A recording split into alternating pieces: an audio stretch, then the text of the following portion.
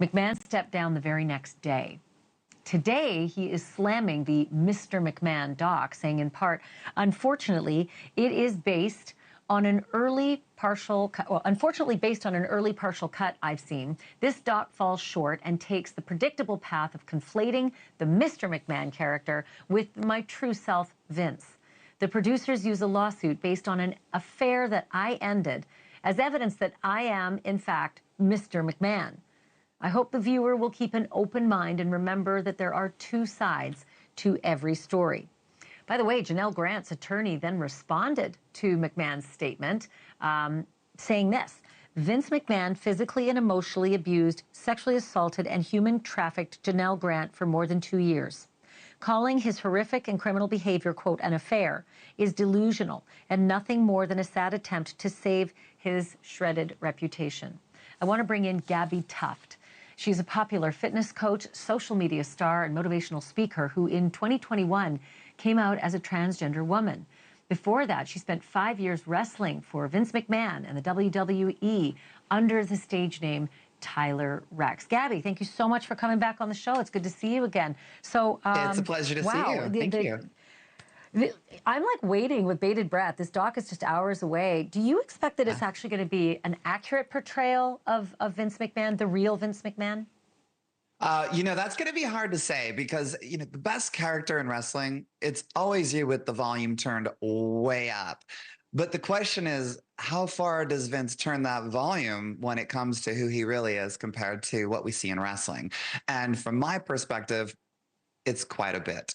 I didn't have a lot of interactions with Vince when I was on the roster. It was very limited, handshakes here and there, a couple of very short meetings. It was all very professional. So I don't know him as a human being, but I can tell you I'm very excited and interested to watch the doc. Me too, but he's saying that the documentary blurs the character named Mr. McMahon with the person who is Vince. And I'm wondering, you know, between you and all of your colleagues and the people within the wrestling world itself, the intimate knowledge of who that person really is there any blur between the character Vince McMahon and the man Vince? Well, here's what I can tell you. A lot of the storylines that you're seeing, like especially these photos right here, a lot of this is back from the Attitude Era, back when it was extremely risque. And that was obviously to get views. But from like the people I know, what we know about Vince is he's a businessman. Like he was, and he ruled with like an iron fist. So, you know, it was his word or the highway, and that's the way it went. So as far as that comparing to like what he's really like, is the storyline really him? I'm sure there's aspects of the storyline that are him, like the character Mr. McMahon, that are Vince. With, like I said, the volume turned way up. But who he really is, like I got to watch the documentary to find out, to see like what are they going to talk about? Are they going to relate back to the allegations that are going on? Because those are pretty gnarly, and I don't know either way if they happen or if they didn't. I'm just an observer. I'm sitting here eating popcorn. So this is what's super interesting. Vince McMahon sat for this documentary before the lawsuit. Like, I think I think he might have thought this is a great opportunity to really, you know, get my brand out there. And then Shazam, this happens, and everything becomes pretty nasty. I wonder if he panicked about the fact that he sat for it and made it look, you know, if he sat for it, it must be credible. And yet the doc is going to bring in all of these storylines. Obviously, he's angry at an early cut that he's seen. Do you think he made like a terrible mistake, and then it might have just been hubris to even sit for one of these docs? You know, I don't know if he thinks he made a terrible mistake. But look at it this way, you know, when he went in to do the documentary, obviously it was for entertainment purposes. It's to spread, you know, the interest in who he was and the company that he was running at the time.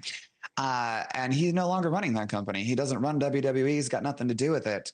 So TKO and Endeavor run that company now. And with him on the sidelines, not being a part of that, I don't know that he's panicking. I'm sure that he's got a lot on his plate with, you know, the investigation and with the lawsuit. But I think from anybody's perspective, and I'm not defending him in any way, shape, or form. I don't know what's going on. I'm just saying from anybody's perspective, if I didn't get to finish a documentary the way that I wanted to, I would probably put out a statement saying, hey, look, there's two sides to every story as well.